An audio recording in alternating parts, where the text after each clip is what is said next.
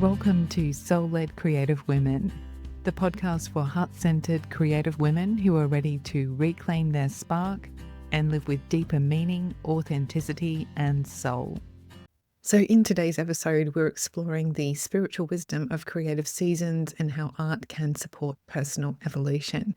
We'll explore why creativity was never meant to be a constant state of productivity, how different creative seasons are developing different parts of who you are becoming, and how learning to honour the season you're in can become a powerful act of self-trust, soul alignment, and inner leadership. So if you've been feeling stuck, disconnected from your creativity, or questioning where you are on your journey, this episode may offer a completely different way of seeing it. So let's dive in. Have you ever found yourself looking at your creative journey and wondering why something that once felt easy suddenly feels difficult? Why the projects that once excited you no longer call to you, why your energy has shifted, why you've lost interest in things you once loved, or perhaps you feel deeply drawn towards something new but can't quite explain why. So often in these moments we assume something is wrong. We think we're unmotivated, stuck, lost, behind.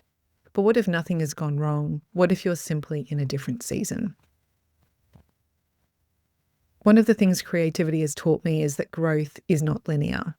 Nature doesn't bloom all year round. It doesn't apologise for it either. The ocean doesn't remain at high tide always. The moon doesn't stay full. Everything moves in cycles. Everything moves through periods of emergence, expression, and renewal.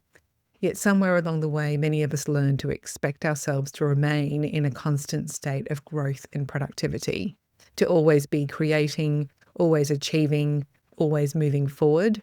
And when we can't sustain that pace, we begin judging ourselves. But creativity teaches a different lesson. It teaches us that every season has purpose, every season has wisdom, and every season is preparing us for what comes next. In creativity, rather than the traditional nature seasons of spring, summer, autumn, and winter, I like to look at creative seasons in three unique ways. Season 1 is called Sense and Seed. This is the season of listening, the season before the visible growth, the season where something begins stirring beneath the surface. You may feel curious, a little restless, drawn towards new ideas, new possibilities, a new direction. You don't have all the answers yet. You can't fully explain it, but something is calling to you. This season invites you to gather, observe, explore, pay attention. Perhaps you're journaling, walking in nature, collecting inspiration, creating mood boards, reading books, choosing a project or a theme to explore. Perhaps you're simply creating more space to hear yourself think. This season asks us to balance yin and yang, listening and acting, dreaming and planning, receiving and preparing. The spiritual lesson in this season is trust. This season asks you to consider, can you honour what is emerging before you fully understand it? Can you stay curious without needing certainty? Can you listen before you rush into action? Season 2 is called Play and Express. This is the season of bringing something into form. The season of showing up, creating, experimenting, adding layers, refining, expressing. This is where possibility becomes reality, where ideas become action, where growth becomes visible. The season carries strong yang energy, momentum, commitment, movement. It's often where resistance appears, perfectionism, self-doubt, creative excuses, fear of failure, fear of success, fear of being seen. Because when something matters, vulnerability often follows.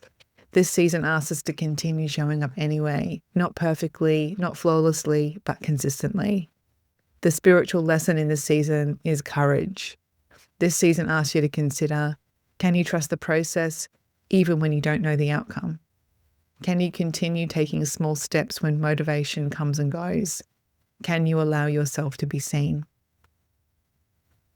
Season 3 is Reflect and Rest. This is the season many women resist because nothing new needs to be produced, nothing needs to be proven, nothing needs to be forced.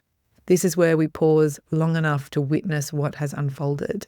to reflect on what we've created, what we've learned, what we're ready to release, and what we're ready to carry forward.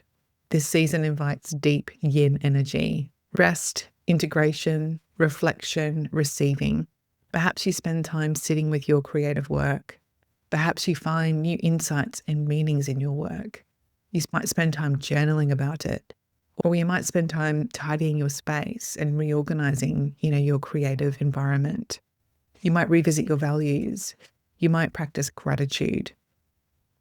This is a pause in the creative cycle where you allow growth to settle into wisdom.